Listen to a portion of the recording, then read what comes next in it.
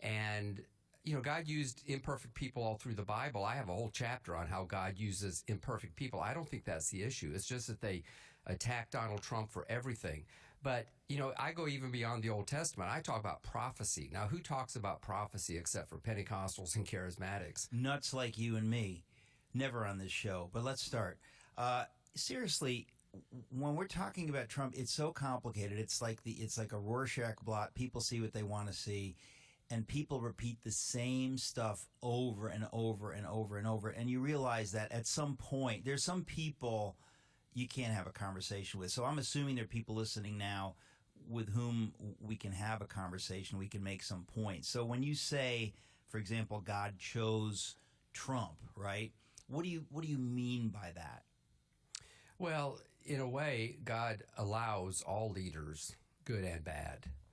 But he has raised up people in history at crucial times.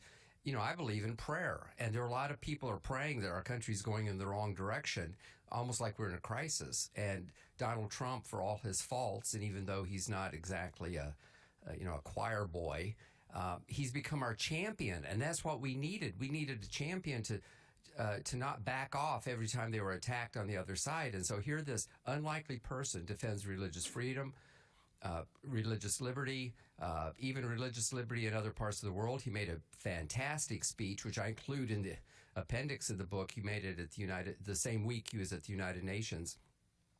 And he defends life, which is, probably the single biggest moral issue of our day, I believe.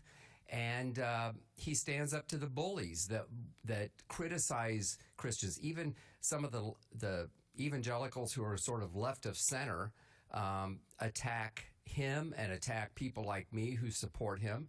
But there are also people, I've known these people for years, and there are also people who would criticize people who believe in the prophetic or in the gifts of the Holy Spirit and those kinds of things. It's almost like it kind of goes together in a way.